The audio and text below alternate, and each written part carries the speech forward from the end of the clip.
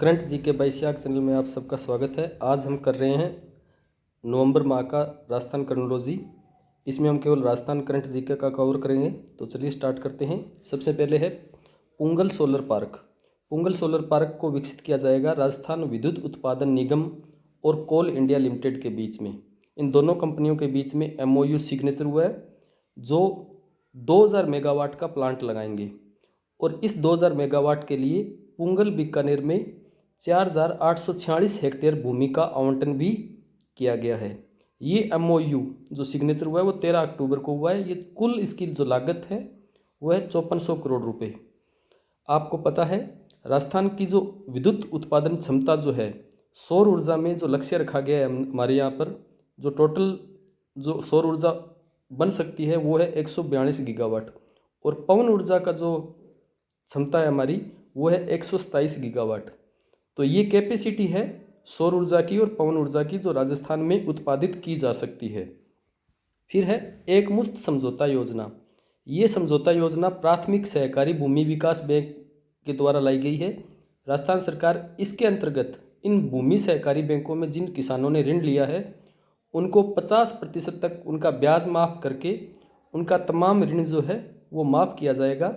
और इसके अंतर्गत राजस्थान सरकार जो है वो किसानों को संबल देने के लिए 5% का ब्याज अनुदान भी लागू करेगी, उनको 5% ब्याज अनुदान भी देगी। नेक्स्ट है राजस्थान का सबसे बड़ा आयोजन इन्वेस्ट राजस्थान समिट। ये हुआ था 7 और 8 अक्टूबर को। ये तारीख सबसे ज़्यादा महत्वपूर्ण है क्योंकि राजस्थान में इन्वेस्टमेंट के लिए सबसे बड़ा सम्मेलन ये करवाया गया था। ये सम्मेलन करवाया गया था JECC जयपुर में। JECC क्या है? JECC है ये सीतापुरा में बना हुआ है। एशिया का सबसे लार्जेस्ट सेमिनार भवन है ये, ठीक है। एग्जीबिशन सेंटर है ये जयपुर में, सीतापुरा में। तो तमाम जो भी आयोजन होते हैं राजस्थान के, जो बड़े आयोजन होते हैं वो JECC सीतापुरा में आयोजित किए जाते हैं। इस इन्वेस्टमेंट राजस्थान के अंतर्गत 7 अक्टूबर को आयोजित किया गया था एक कॉन्क्लेव जिसका नाम है टूरिज्म एवं एग्रो बिजनेस कॉन्क्लेव। ये जो टूरिज्म और एग्रो बिजनेस कॉन्क्लेव तो जो था वो स्पेशल टूरिज्म सेक्टर में निवेश को लेकर था कि टूरिज्म सेक्टर में निवेश कैसे बढ़ाया जाए। एक इसके साथ ही राजस्थान पहला राज्य बन गया है जिसने ये घोषणा की है कि वो ग्रीन हाइड्रोजन नीति लाएगा। ग्रीन हाइड्रोजन अभी हाल ही में वन रक्षक एग्ज़ाम में पूछा गया था कि सबसे ज़्यादा ऊर्जा क्षमता किस तत्व की होती है, तो वो होती है हाइड्रोजन तत्व की। हमारे यहाँ पर पूरे वर्ल्ड में इस समय हाइड्रोजन के ऊपर काफ़ी शोध कार्य हो रहा है और हाइड्रोजन कारें, हाइड्रोजन बस, ये हाइड्रोजन के फ्यूल सेल बनाए जाते हैं। उन फ्यूल सेलों से ऊर्जा उत्पादित की जाती है। तो राजस्थान ऐसा करने वाला, ग्रीन हाइड्रोजन नीति लागू करने वाला पहला राज्य बनने जा रहा है। और इस इन्वेस्टमेंट राजस्थान समिट के अंतर्गत कुल जो निवेश आया है वो आया है 10.44 लाख करोड़ रुपए का। और MOU जो सिग्नेचर हुए हैं वो हुए 4192 MOU सिग्नेचर हुआ है। ये भी पूछा जा सकता है क्योंकि राजस्थान में निवेश कितना आ रहा है और कितने विभिन्न कंपनियों के साथ MOU सिग्नेचर हो रहे हैं, वो भी काफ़ी इम्पोर्टेंट रहता है। इसी इन्वेस्टमेंट समिट जो है उसके अंतर्गत एक नीति जारी की गई जिसका नाम है Rajasthan investment programme promotion scheme 2022। ये जारी की गई थी 7 अक्टूबर को। इन्वेस्टमेंट करने के लिए जो उद्योगपति होते हैं उनको कुछ स्कीम दी जाती है, उनको कुछ लाभ दिए जाते हैं, वो कहलाती है राजस्थान इन्वेस्टमेंट प्रमोशन स्कीम।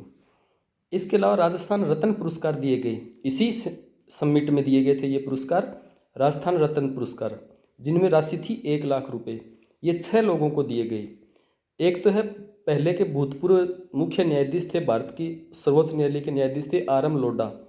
एक है दलवीर भंडारी जो हमारे राजस्थान के हैं और इन्होंने अंतर्राष्ट्रीय न्यायालय में राजस्थान का और पूरे भारत का प्रतिनिधित्व किया है, दलवीर भंडारी। तीसरे हैं वेदांता समूह के अनिल अग्रवाल जी।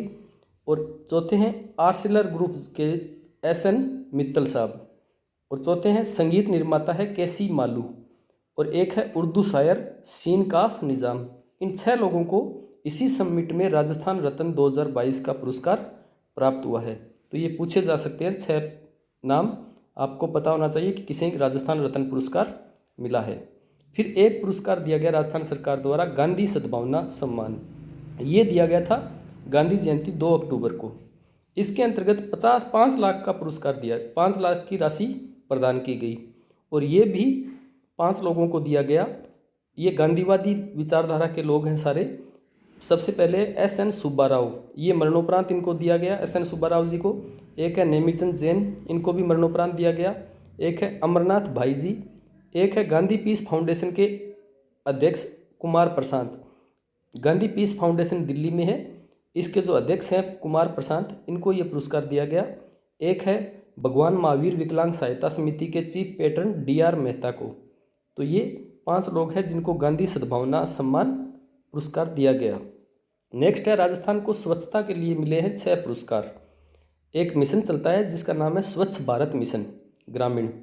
इसके अंतर्गत जो स्वच्छता का जो पुरस्कार है वो दिया गया। इस स्कीम में जो सबसे अव्वल आता है, इस स्कीम में जो सबसे अच्छा प्रदर्शन करता है, उनको ये पुरस्कार मिला है। सबसे पहले है एक पुरस्कार ODF प्लस। ODF प्लस जो गांव हैं, शौचालय मुक्त जो गांव हैं, उनमें राजस्थान का स्थान रहा है 8वां।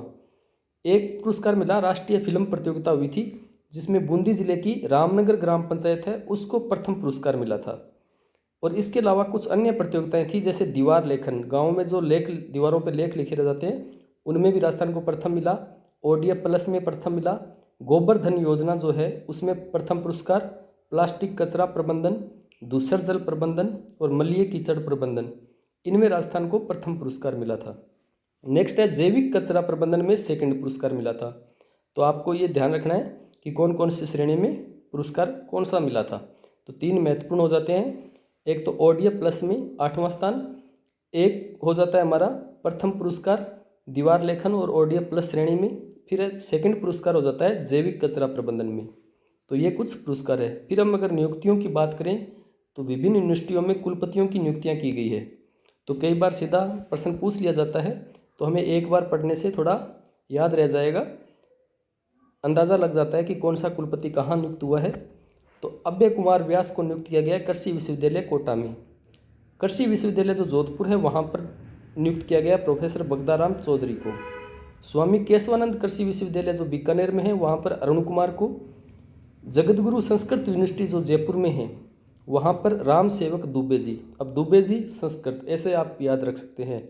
फिर प्रोफेसर प्रदीप कुमार प्रजापति को नियुक्त किया गया है राधा कृष्ण आयुर्वेद यूनिवर्सिटी जोधपुर में। डॉक्टर अजीत कुमार को नियुक्त किया गया है महाराणा प्रताप कृषि व प्रौद्योगिकी यूनिवर्सिटी उदयपुर में। ओपन यूनिवर्सिटी जो कोटा में है वहाँ पर नियुक्त किया गया कैलाश सोडानी को। और कर्ण यूनिवर्सिटी जो जोबनेर में है वहाँ पर नियुक्त किया गया डॉक्टर बलराज सिंह को। और कुलपतियों का इनका जो कार्यकाल रहेगा वो 3 साल या 70 वर्ष की उम्र तक रहेगा। नेक्स्ट है राजीव गांधी ग्रामीण ओलंपिक खेल। इन खेलों का अभी समापन हुआ था। तो ये समापन में जो ओवरऑल सबसे ज़्यादा जो गोल्ड मेडल जीता है वो डिस्ट्रिक्ट है हनुमानगढ़। हनुमानगढ़ ने 5 गोल्ड जीते हैं, 1 रजत पदक जीता है, 1 सिल्वर पदक जीता है और 1 ब्रॉन्ज जीता है। तो 5, 1, 1 इन चारों में, तीनों श्रेणियों में पदकों को मिलाकर हनुमानगढ़ जो है ओवरऑल चैंपियन बना है। राजीव गांधी ग्रामीण खेलों का प्रारंभ जो 29 अगस्त को लूणी से माना जाता है और इसका जो समापन हुआ था वो SMS स्टेडियम जयपुर में किया गया था 20 अक्टूबर को। और इसमें लगभग 30,000 से ज़्यादा खिलाड़ियों ने भाग लिया था। इसका भी एक वर्ल्ड रिकॉर्ड बना था जिसका नाम गिनीज बुक में मुख्यमंत्री गहलोत जी ने इसका प्रमाण पत्र ग्रहण किया था। ये खेल जो है वो 4 चरणों में आयोजित किए गए, 6 खेल थे इसमें और इसका शुभंकर जो था वो था शेरू। इसके अलावा मुख्यमंत्री गहलोत ने यहाँ पर घोषणा की थी कि राजीव गांधी ग्रामीण खेलों की तर्ज पर ही राजीव गांधी शहरी ओलंपिक खेल भी प्रारंभ किए जाएंगे जिनका प्रारंभ होगा 26 जनवरी 2023 से। नेक्स्ट है विश्व का सबसे बड़ा विंड सोलर प्लांट जो लगा था जैसलमेर में वो प्रारंभ हो गया है। ये विंड सोलर प्लांट लगाया था अडानी ग्रुप ने। ये विंड सोलर अर्थात हवा से और सोलर से दोनों प्लांट है ये। तो 600 मेगावाट का तो यहाँ पर सोलर का है, 150 मेगावाट का पवन ऊर्जा का है। तो ये अडानी ग्रुप का लगाया हुआ प्लांट है। इसके अलावा अडानी ग्रुप ने जैसलमेर में ही मई में 2 हाइब्रिड प्लांट भी लगाए थे। 390 मेगावाट का प्लांट था ये हाइब्रिड वाला, और 600 मेगावाट और 150 मेगावाट ये पवन ऊर्जा का है। तो ये भी जैसलमेर में है। तो दोनों अलग अलग है, ये ध्यान रखना है आपको। नेक्स्ट है राजीव गांधी जल संचय योजना, सेकंड चरण इसका प्रारंभ किया गया है। प्रश्न इसमें ये पूछा जा सकता है कि राजीव गांधी जल संचय योजना कौन सा मंत्रालय लागू कर रहा है। तो ये कर रहा है राजस्थान का ग्रामीण विकास व पंचायती राज विभाग। नेक्स्ट है राजस्थान हाईकोर्ट के नए चीफ जस्टिस बनाए गए हैं, जिनका नाम है पंकज मित्तल। ये राजस्थान हाईकोर्ट के 40वें चीफ जस्टिस है। इससे पहले जो थे 39वें, उनका नाम था SS शिंदे। और वहीं आपको मैं बता दूं, राजस्थान हाईकोर्ट की जो स्थापना है वो 29 अगस्त 1949 को जयपुर में होती है, और इसकी जो मुख्य पीठ थी वो जोधपुर में आती है 1956 में। राजस्थान हाईकोर्ट में जो टोटल न्यायाधीश है वो 50 है, लेकिन वर्तमान में बहुत सारे पद खाली हैं। अभी वर्तमान में जो पद भरे हुए हैं वो एक मुख्य न्यायाधीश और 26 अन्य न्यायाधीशों के ही भरे हुए हैं, और जो टोटल पद जो न्यायाधीशों के हैं वो 50 है। फिर है जयपुर मेट्रो। जयपुर मेट्रो को विस्तार दिया जा रहा है, इसका फेज़ 1D प्रारंभ किया जा रहा है। जयपुर मेट्रो के अभी 2 फेज़ चल रहे हैं, फेज़ 1A, फेज़ 1B, 2 ही फेज़ चल रहे हैं। लेकिन अब जो है फेज़ C पहले ही मंजूर हो चुका था, और अब जो मंजूर किया गया है वो फेज़ 1D मंजूर किया गया है। डी जो है वो मानसरोवर से अजमेर रोड चौराहे तक जाएगा, और इसके लिए जो राशि मंजूर की गई है वो 204.81 करोड़ रुपए मंजूर की गई है। ये मैं आज जो आपको करंट करवा रहा हूँ, तो आज के न्यूज़पेपर में भी ये न्यूज़ आई हुई है कि फेज़ 1D जो है वो प्रारंभ हुआ है, और इसकी न्यूज़ मैंने मेरे टेलीग्राम ग्रुप पर भी शेयर कर रखी है। तो फेज़ अगर आप यहाँ शुरू से समझोगे, फेज़ 1A जो चलता है मानसरोवर से चांदपोल, फिर फेज़ 1B जो चलता है वो चांदपोल से बड़ी चौपड़, फेज़ C जो चलता है वो है बड़ी चौपड़ से ट्रांसपोर्ट नगर, और अब जो स्टार्ट होने जा रहा है वो होने जा रहा है मानसरोवर से अजमेर रोड चौराहे तक। तो ये फेज़ 4 चरणों में मेट्रो है, जिनका 4 चरणों में विकास किया जा रहा है। ये लगभग 2 या 3 किलोमीटर का इसका रूट रहेगा मेट्रो का। तो ये थी जयपुर मेट्रो।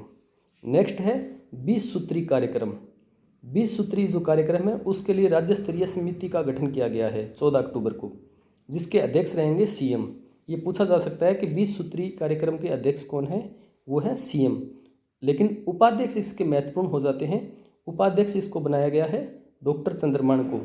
ये शायद पहले कांग्रेस के अध्यक्ष थे, राजस्थान कांग्रेस के डॉक्टर चंद्रमान, इनको बनाया गया है उपाध्यक्ष। और 20 सूत्री कार्यक्रम की जो समिति गठित की गई है, इसकी जो बैठक होगी वो साल में 2 बार होगी। फिर है राजस्थान में बनाया जाएगा block chain centre of excellence. Block chain centre of excellence क्या है? ये जो सेंटर है वो ई गवर्नेंस को बढ़ावा देगा। ई गवर्नेंस को बढ़ावा देने के लिए ब्लॉक चेन सेंटर बनाया गया है। ब्लॉक चेन होता है आपके जो कोई भी कंप्यूटर नेटवर्क होता है, उस नेटवर्क को अबाधित रूप से चलाने के लिए ब्लॉक चेन नेटवर्क बनाया जाता है। तो उसके लिए इसका गठन किया गया है। इसके लिए राजस्थान सरकार ने 33 करोड़ रुपए मंजूर किए हैं। नेक्स्ट है दलित और आदिवासियों के लिए उद्यम प्रोत्साहन योजना, जिसकी अधिसूचना जारी की गई है 8 सितंबर को। इसके अंतर्गत सुविधा दी जाएगी, जो दलित और आदिवासी होंगे वो अपना उद्योग लगा सकते हैं। उनके लिए 9% तक ब्याज मुक्त ऋण दिया जाएगा। इनको 25 लाख रुपए अगर ये लेते हैं तो उनको 9% ब्याज दिया जाएगा, अनुदान दिया जाएगा। और अगर वो 5 करोड़ रुपए लेते हैं तो 9 से घटकर हो जाएगा 7 करोड़। क्यों? ज़्यादा पैसे लेंगे तो उसका ब्याज कम मिलेगा, ब्याज अनुदान जो है वो कम मिलेगा, और अगर कम पैसे लेते हैं तो ब्याज अनुदान ज़्यादा मिलेगा। वहीं इसके अलावा इनमें सुविधा रखी गई है कि 25 लाख तक की सीमा पर 25% मार्जिन मनी भी दी जाएगी। तो आपके लिए ये 9 और 17% ब्याज ही पूछा जा सकता है कि इस योजना में कितना अनुदान दिया जाता है। फिर है राजस्थान के नए DGP बनाए गए हैं, पुलिस महानिदेशक बनाए गए हैं उमेश मिश्रा को। ये 35वें हैं क्रम से, और इनका जो कार्यकाल रहेगा वो 2 साल रहेगा। इससे पहले जो राजस्थान के DGP थे वो थे मोहनलाल लाठर। ये मोस्ट इंपॉर्टेंट हो जाता है नई नियुक्तियों में, जो सीधा डायरेक्ट आपसे पूछा जा सकता है, एक तो चीफ जस्टिस का और एक DGP का। फिर है राजस्थान में विभिन्न जो बोर्डों का गठन किया गया है CM अशोक गहलोत द्वारा। तो विभिन्न बोर्ड बनाए गए हैं, जैसे पहला बोर्ड बनाया गया राजस्थान चरम शिल्प कला विकास बोर्ड, ठीक है। दूसरा है राजस्थान राज्य महात्मा ज्योतिबा फुले बोर्ड। तीसरा है राजस्थान राज्य रजक कल्याण बोर्ड। तो इन बोर्डों का जो निकाय होगा या विभाग होगा जो इन बोर्डों का संचालन करेगा। जैसे चरम शिल्प कला विकास बोर्ड का संचालन जो करेगा वो उद्योग विभाग करेगा, और इन दोनों ज्योतिबा फुले बोर्ड और रजक कल्याण बोर्ड का संचालन जो है वो सामाजिक न्याय व अधिकारिता विभाग करेगा। जो छात्रों को छात्रवृत्ति प्रदान करता है वो विभाग होता है सामाजिक न्याय, SC ST छात्रवृत्तियाँ देता है वो विभाग इनका संचालन करेगा। नेक्स्ट है मोस्ट इम्पोर्टेंट पर्सन, 36वां राष्ट्रीय खेल। अभी गुजरात में 36वें राष्ट्रीय खेल आयोजित किए गए जिनमें राजस्थान को 20वां स्थान मिला था। तो आपसे सीधा ये पूछा जा सकता है कि राजस्थान ने इस प्रतियोगिता में कितने गोल्ड मेडल जीते।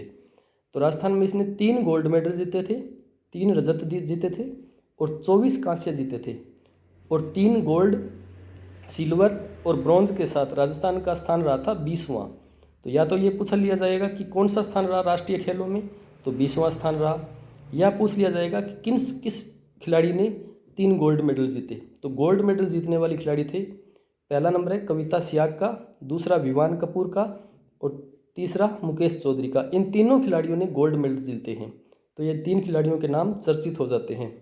कविता सियाग जो है वो साइकिलिंग से हैं, विवान कपूर जो पहले भी कई पुरस्कार जीत जाते हैं निशानेबाजी से हैं, मुकेश चौधरी है वो वुशु के खिलाड़ी है, और रजत जीतने वाले 3 खिलाड़ी हैं यमनदीप, नितेश पूनिया और करण सिंह।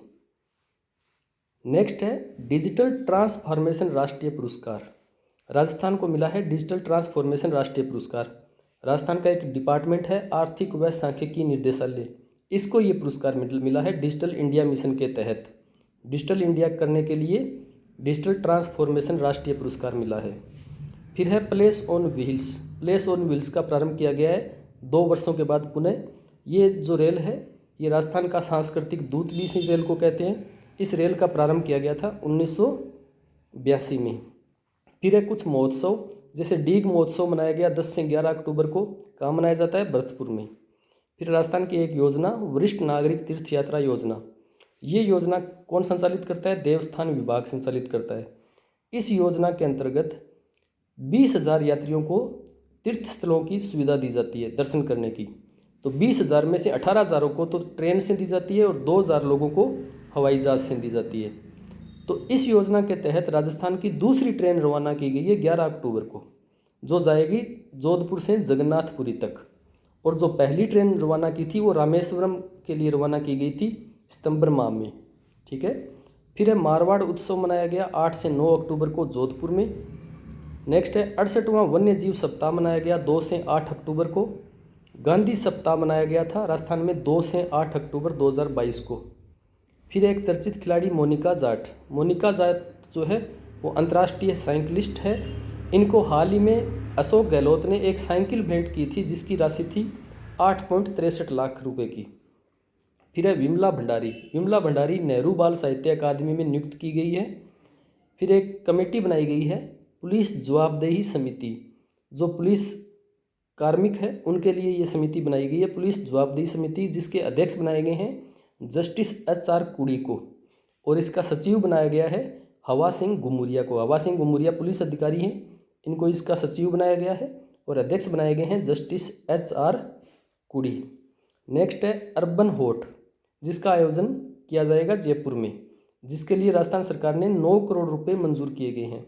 जैसे ग्रामीण होट होते हैं जो एक प्रदर्शनी लगती है ग्रामीण वस्तुओं की, उसी तरह अर्बन जो शहरी वस्तुएं हैं उनकी प्रदर्शनी लगाई जाएगी, उनका विक्रय किया जाएगा, जिसे कहा गया है अर्बन होट, जो जयपुर में लगेगी। JDA द्वारा इसका विकास किया जाएगा।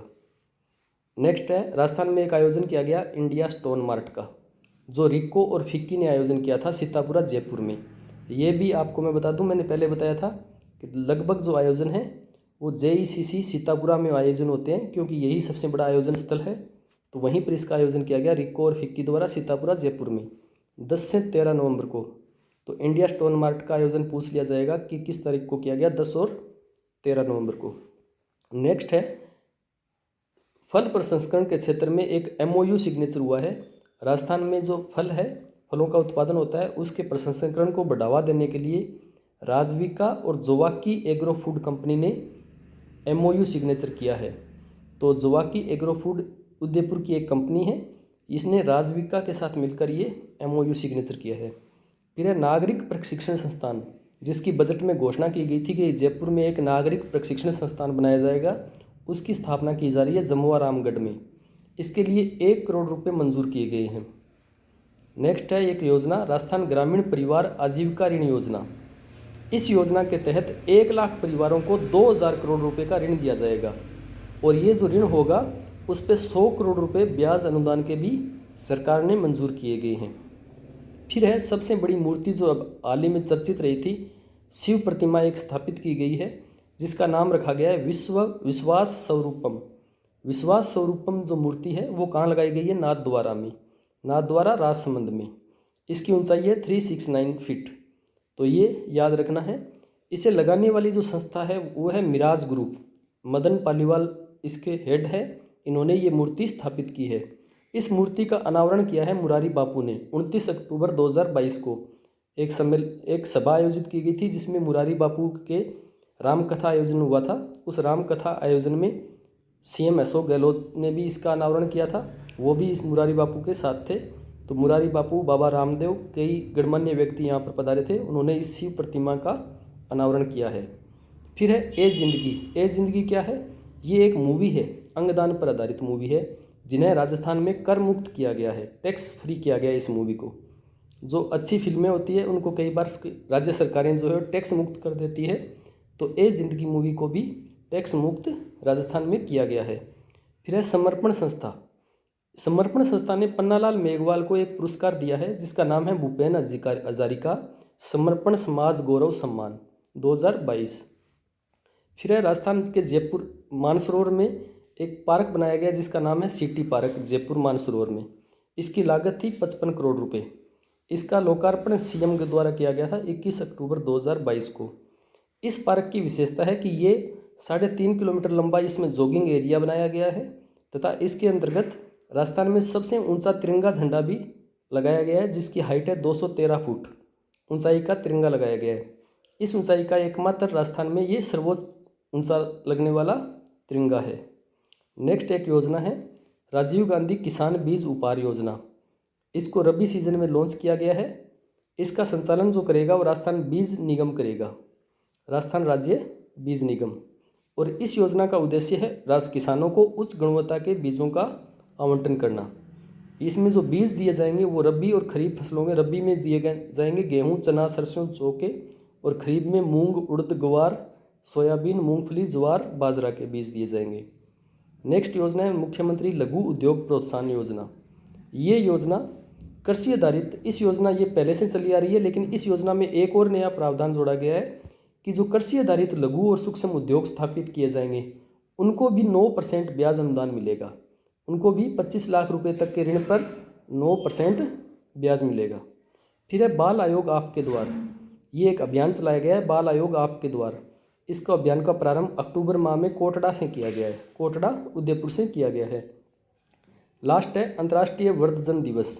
ये मनाया गया 1 अक्टूबर को, ठीक है, 1 अक्टूबर को मनाया गया। इसमें राजस्थान के जो मुख्य सचिव है उषा शर्मा, उन्होंने बानसूर में एक समारोह आयोजित किया गया था। उस समारोह में 14,976 वृद्धजनों को सम्मानित किया था। ये वो वृद्धजन थे जिन्होंने प्रथम से लेकर अब तक हर विधानसभा में मतदान किया है, तो इनको सम्मानित किया गया। ये थे अंतर्राष्ट्रीय क्रोनोलॉजी का राजस्थान का पूरा करंट जीके।